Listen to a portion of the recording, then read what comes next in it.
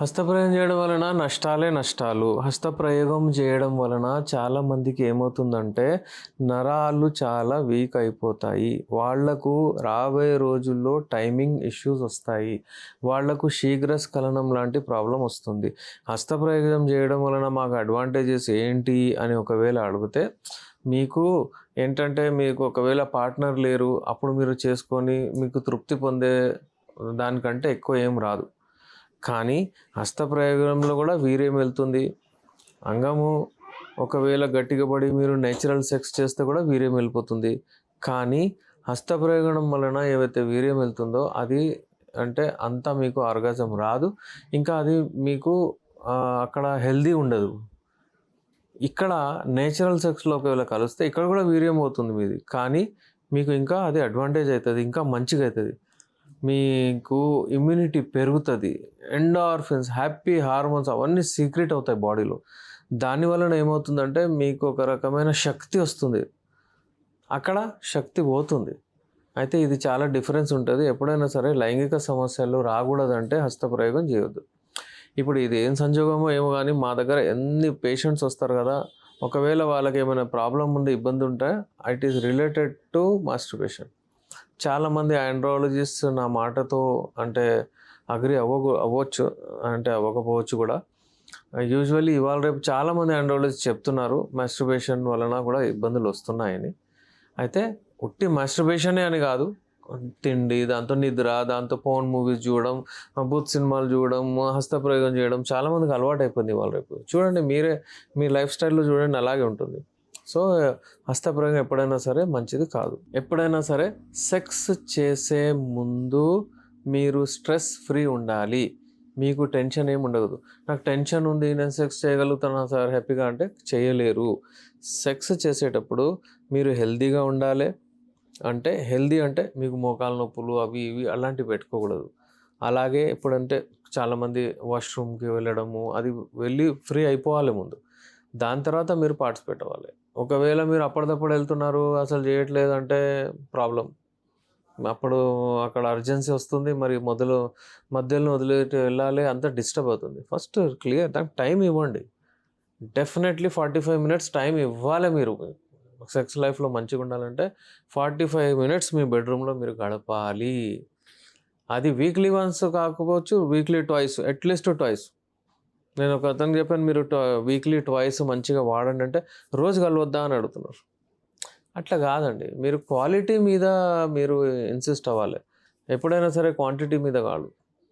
అందుకనే ఎప్పుడైనా సరే మంచి హ్యాపీగా మంచి సెక్స్ కావాలంటే ఇవన్నీ ఉంటాయి. మీకు డిప్రెషన్ ఉండకూడదు, మీకు యాంగ్జైటీ ఉండకూడదు, మీకు స్ట్రెస్ ఉండకూడదు, మీరు ఎవరితోనైనా అంటే మిస్అండర్స్టాండింగ్స్ ఉండకూడదు, మీ పార్ట్నర్తో ఓపెన్ ఉండాలి, కమ్యూనికేట్ చేయాలి, మాట్లాడాలి, వాళ్ళతో కనెక్ట్ అవ్వాలి, వాళ్ళతో ఫోర్ ప్లే చేయాలి.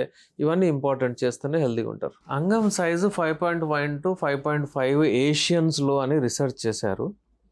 నేనేమంటానంటే దేవుడు ఎవరికి ఎంత ఇచ్చారో దాంతో హ్యాపీగా ఉండండి, కానీ దాన్ని గట్టిగా పెట్టుకోండి. దాన్ని మిస్యూజ్ చేసి హస్తప్రయోగం చేసి ఇంకా చిన్నగా చేసుకోకండి. డెఫినెట్లీ అంగము ష్రింక్ అవుతుంది, అంటే చిన్నగా అవుతుంది. హస్తప్రయోగం అస్తమానం చేస్తే అక్కడ మజిల్స్ అక్కడ ఏవైతే బ్లడ్ సప్లై ఉంటుంది కదా, నరాలు ఏవైతే ఉంటాయో అవి దెబ్బతింటాయి. దానివలన పుచ్చుంచిపోతుంది, చిన్నగా అయిపోతుంది. దానికి మనము మంచిగా చేసుకోవచ్చు, మళ్ళీ మీరు రీగైన్ చేసుకోవచ్చు.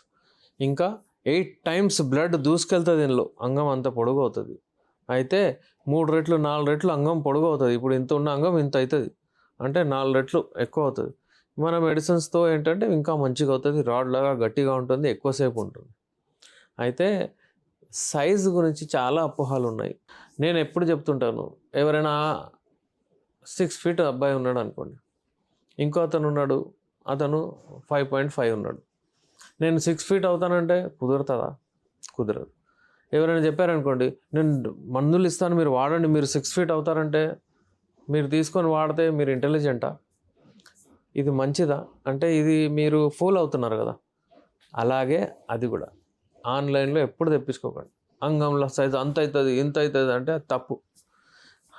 మీరు పోగొట్టుకున్న సైజు మీకు వచ్చేస్తుంది, అది మాత్రం గ్యారంటీ యునాని మెడిసిన్స్తో. అది నేను చెప్తాను. ఇంకా లావ్ చేసుకోవచ్చు. లావ్ అవుతుంది మా మెడిసిన్స్‌తో. ఎందుకంటే సింపుల్ లాజిక్ కాదు. పెద్ద మ్యాజిక్ కాదు. టెస్టోస్టెరాన్ లెవెల్స్ తగ్గిపోతాయి. అది ఇస్తే దానికి టెస్టోస్టెరాన్ లెవెల్స్ వాడడం వలన మేము బూస్ట్ చేస్తాం దాంతో. Herbal Unani natural మెడిసిన్స్‌తో.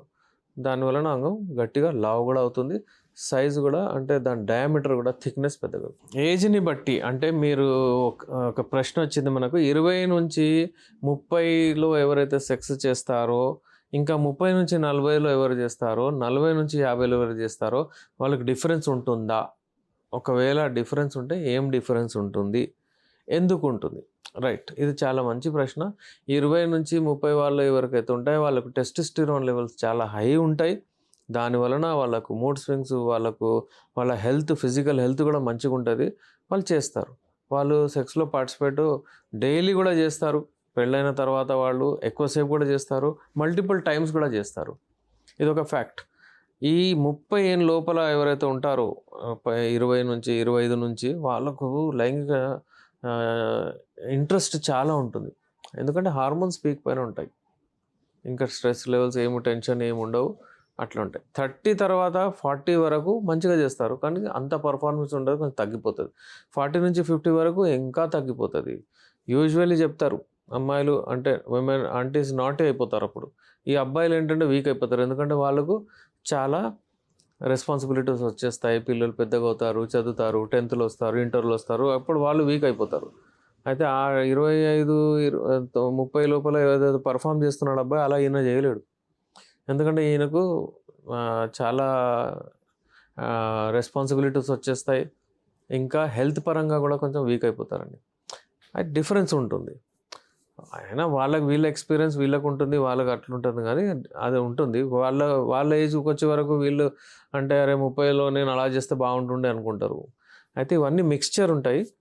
ఎవరికైనా ఇబ్బందులు ఉంటే మన దగ్గర మెడిసిన్స్ ఉన్నాయి. యునాని మెడిసిన్స్ మంచిగా పర్ఫామ్ చేసేటట్టు, హార్మోన్స్ మంచిగా అయ్యేటట్టు, సైజు మంచిగా గట్టిగా అయ్యేటట్టు, లాంగ్ అయ్యేటట్టు మన దగ్గర యునాని మెడిసిన్స్ ఉన్నాయి. హల్వా రూపంలో, క్యాప్సూల్ రూపంలో, టాబ్లెట్ రూపంలో, తైలం రూపంలో చాలా మెడిసిన్స్ ఉన్నాయి. అవన్నీ వాడొచ్చు.